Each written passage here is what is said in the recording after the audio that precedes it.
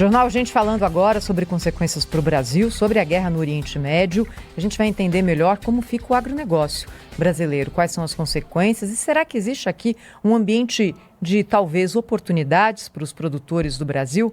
Quem vai conversar conosco é o professor Marcos Yancchi, professor sênior de agronegócio global do INSPER, ao vivo aqui no Jornal Gente. Estamos na Rádio Bandeirantes e na Band News TV, professor. Seja bem-vindo. Muito bom dia para o senhor. Bom dia, é um prazer estar com vocês. Muito obrigada. A gente já noticiou aqui que o Irã compra muito milho do Brasil. Isso preocupa, professor? É um grande comprador e isso aí transforma o Irã no nosso principal comprador no Oriente Médio. Então, a gente hoje está exportando 12 bilhões de dólares para o Oriente Médio Espera um pouquinho que eu estou com eco aqui. Para nós está normal, professor. A gente está exportando 12 bilhões de dólares para o Oriente Médio, sendo em torno de 3 bilhões para o Irã, é o principal mercado. Na sequência, vem a Arábia Saudita e Emirados Árabes, né? Então, se tiver um problema lá em Hormuz, afeta vários destinos aí. No caso do Irã, dos 3 bilhões que a gente exporta para lá, 2 bilhões é milho, né? E o resto é basicamente soja e açúcar, né? Soja mais uns 25%, o milho é quase 70%, né? Hoje é o nosso grande comprador de milho é o Irã. Então, realmente, isso pode ter algum impacto, mas eu diria que no curto prazo o impacto maior é o impacto do petróleo mesmo, né? Do petróleo, dos fertilizantes, dos fretes, né? Porque isso realmente impacta o custo do agronegócio, assim como de outros setores econômicos, né? Então, acho que o que preocupa hoje é o custo de energia no mundo, que vai acontecer, agora já está acima de $80, né? Isso vai ter impacto, inflação, etc. Agora, a questão de grãos e carnes, porque o que a gente vende para o Oriente Médio é essencialmente grãos e carnes. Pode ter algum impacto, mas eu não acho que eles vão diminuir volumes comprados, não. Eles não têm muito de onde comprar, vão ter que continuar comprando. O que pode mudar é preço ao longo do tempo. Professor, bom dia, bem-vindo aqui ao nosso programa. O Brasil tem como é que eu diria, moderno como é, né, o nosso agronegócio, tem um plano de contingência? Ou seja, é claro que conflitos no Oriente Médio, ou coisa previsível, né, de acontecer, pode variar da escala ou do tamanho e tal, mas é bastante previsível. O agronegócio brasileiro tem planos de contingência no sentido de que vamos agora partir para o plano B ou plano C. Tem isso ou não? Ou fica mesmo, enfim, ao sabor dos acontecimentos? Olha, a gente exporta hoje 170 bilhões de dólares, né? E quando a gente fala de Irã, por exemplo, que é o maior comprador no Oriente Médio, nós estamos falando de 3 bilhões, né? Então, menos de 2% do que a gente exporta. Então, quer dizer, Oriente Médio, apesar de ser um mercado importante, é um mercado para 12 bilhões de dólares hoje, né, dos 170. Quando, obviamente, você tem impactos maiores, como foi o tarifaço americano, como foi a questão da China, né, agora toda a questão sobre a China e a Ásia, eu acho que o pessoal fica muito mais preocupado, porque isso realmente poderia nos afetar. Eu não vejo que a gente tenha uma coordenação suficiente para ter uma visão setorial de todo o setor junto. É uma das coisas que eu tenho falado em todos os lugares que eu vou. A gente não consegue fazer uma estratégia de médio e longo prazo. A visão é de curto prazo e ela é setor por setor, né? Quem é mais afetado, digamos, a questão, por exemplo, de carnes, né, que foi afetado lá nos Estados Unidos, ou de café, vai atrás, mas não tem uma visão setorial. Agora, as empresas sim, né? As empresas têm que cuidar das suas estratégias, né?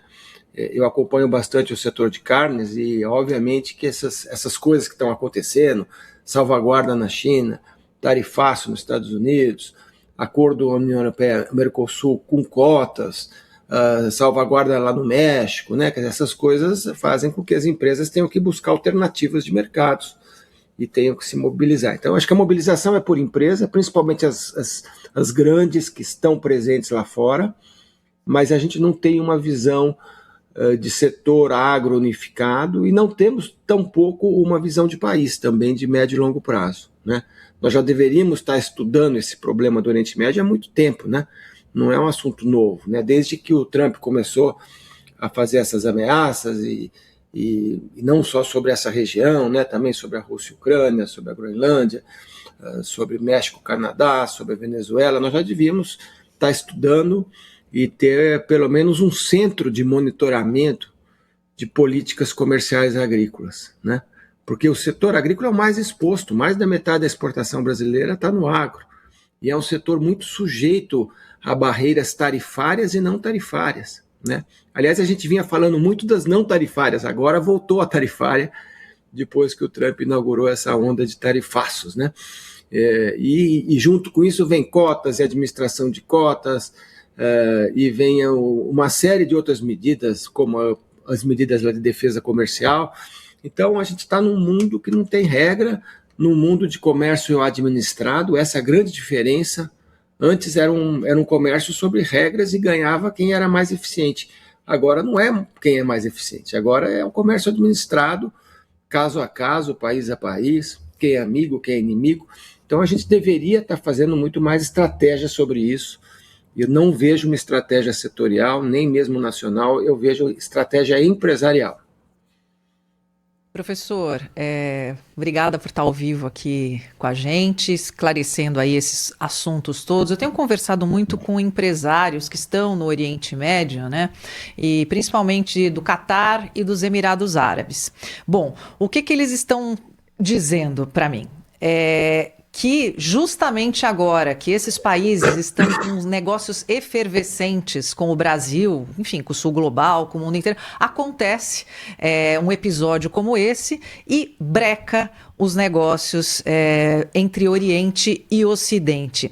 A gente não sabe quanto tempo essa guerra vai durar, o presidente americano fala em 4 a 5 semanas, mas pode ser muito mais, né? Aliás, era um estopim, ela só acabou explodindo. Como é que o senhor vê, então, o setor no agro nessa questão do comércio Oriente e Ocidente? A gente sabe que uma guerra é muito triste, mas sempre na história do mundo teve alguém que teve uma vantagem durante um conflito. O senhor acha que seria o caso do forte agro brasileiro?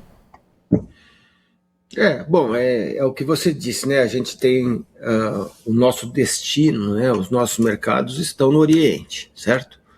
Começando pela China, que é o grande comprador hoje, com 1/3 do que a gente exporta.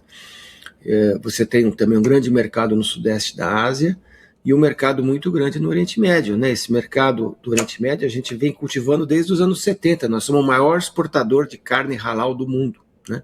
Que é a carne que atende aos preceitos islâmicos no Oriente Médio. Nós entramos na Arábia Saudita nos anos 70, né?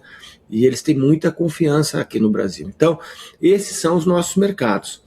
Obviamente que se a gente tem um interrompimento dos fluxos de comércio, tem um aumento de fretes, custo de fretes, tem um aumento de custo de energia, né?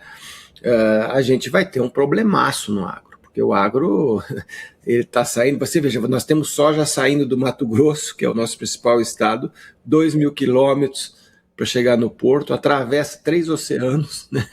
E vai chegar lá na China, ou atravessa o Oceano Atlântico, vai até lá o Oriente Médio, né?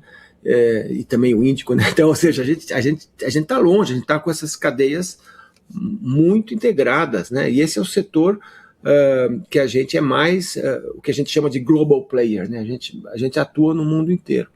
Então, eu acho que seria realmente um desastre se isso se perdurasse, né? Agora, se isso servir para diminuir os conflitos no médio e longo prazo, vai ser bom, né? E a gente não sabe o que vai acontecer, na verdade, nesse momento, né?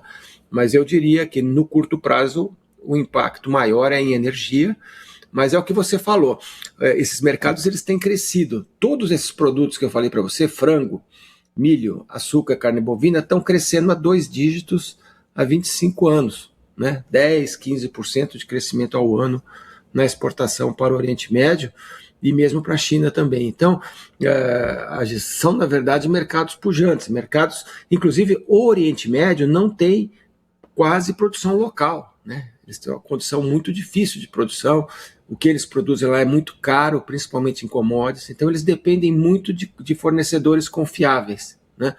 E o Brasil ocupou essa posição. Então, é muito preocupante se essa situação perdurar, né? Se a gente tiver um interrompimento de fluxos de comércio, isso acaba atingindo grãos e carnes e outros produtos, açúcar, né, que são os principais produtos que a gente exporta para lá. Professor, muito obrigado aí pela sua entrevista, né, para trazer esses pontos para a nossa audiência aqui nessa manhã. Até uma próxima oportunidade na Rádio Bandeirantes e Band News TV. Muito obrigado, sempre à disposição de vocês. Obrigada, professor Marcos Yancki, professor do INSPER, sempre conosco, também aqui no Jornal Gente, que segue no ar a partir de agora na Rádio Bandeirantes. Na Band News TV tem mais notícias chegando com o Radar.